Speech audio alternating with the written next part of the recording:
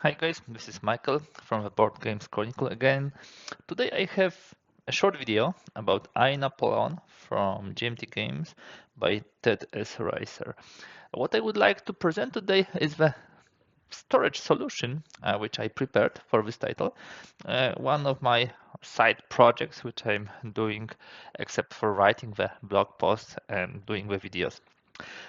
I Napoleon is a very card intense game, but fortunately we have a nice 3-inch box.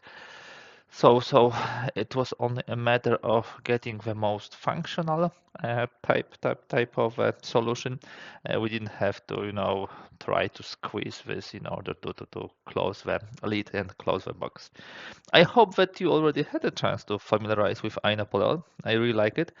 A solitary game in which you try to play through the life of this great person through his command, let's say, part of life when he was captain, when he was general, then through his first consul part of life, and through his emperor part of life. And of course, you have decks of cards prepared for this, and the storage solution will be exactly planned in order to address those.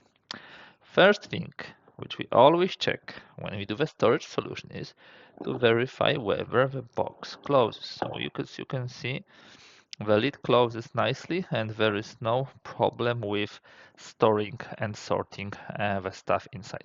Of course, I will be using Cube4Me trays and card trays and counter trays because they, from my perspective, best fit those games, and I really like them. So let's see how does it look like inside.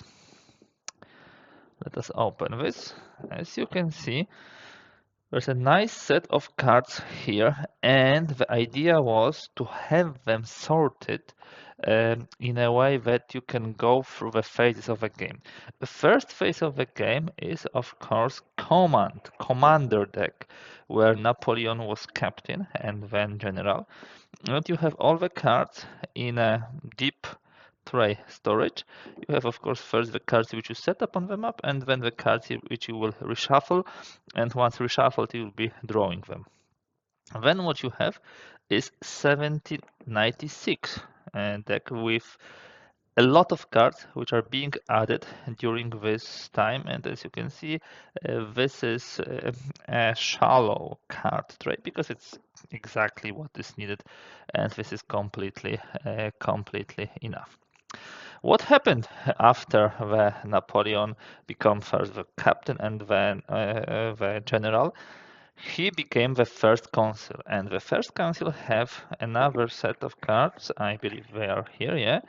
So first consul have two tries, which are shallow, FCD1, FCD2. I'm using stickers, which helps me to differentiate it. And as you can see, here are the cards which we set up at the beginning, and also some cards which you need to shuffle and then play with them. So this is the beginning of a game, Commander and 1796, and then you have FCD1, FCD2. There's a special deck also, which can get into the play based on the events which you have in the game. So cards 29 or FCD, so first council deck. So these are all the cards which can get into if the card 29 is played or the first council is played. And this has a separate, let's say, tray because we don't want to mix them with others, and it is also a narrow, shallow one. So let me move it here. Then, what else do we have here? Two sets. First of all, Emperor, and this is, I would say, the heart and the core of the game. A lot of cards, a lot of cards. That is why you have 3 card trays, and all of them are deep.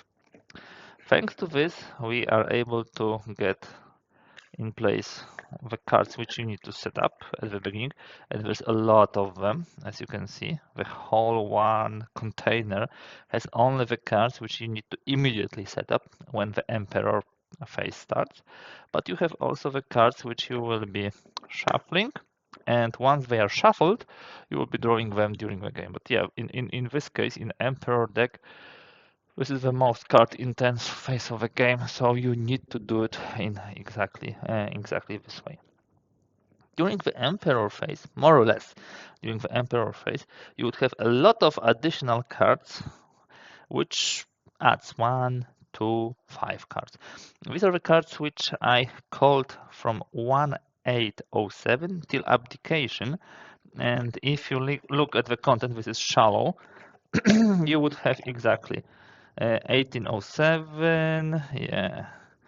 You add those two, 1809, you add 1, 1810, you add 2, 1814, you add 1, then abdication deck, 2 you add, and those you shuffle. It depends here how the game goes, of course. Maybe you will not need to use the abdication deck. Last time I played, I had to use it, and unfortunately, pretty quickly landed on St. Helena. This was not the most successful end of my career, yeah, indeed. But you know, guys, it depends really on the situation, whether and to what extent you will need this deck. So these are the decks. Once again, first council, no, commander and 1796. Then first council, 2 decks, 2 card trays. Then depending whether and when they will get into the play, the card 29 or first council deck, free emperor, 3 emperor card trays with the ones you set up at the beginning here, and those 2 where you shuffle. The 1807 abdication here. The game also have, maybe not a lot, let me put it that way, but extensive number of additional counters, which I'm putting into the deep but tarot size tray. I really like it. You know, there's enough space to just go through them and look for them. On the other hand, there is really no use, in my humble opinion, to use any card tray with a lot of compartments. You in this game, it's pretty straightforward. You have everything here, and you can very quickly get it out. And this is very elegant and neat and nice. And anyhow, some of them will be, of course, taken out of the box pretty quickly at the beginning of the game. So even during the game, there will be less clutter here. I like it. As I said, if we would use the deep tray for the cards, it would be very condensed and packed. But if you use the tarot one, you can just browse through them, and there is no problem with it. So how does it close? It very nicely. You put it here. You put, for example, Emperor decks here. And by the way, guys, there's enough space also for the version with sleeved cards. Probably with sleeved cards, you would need another tray for this.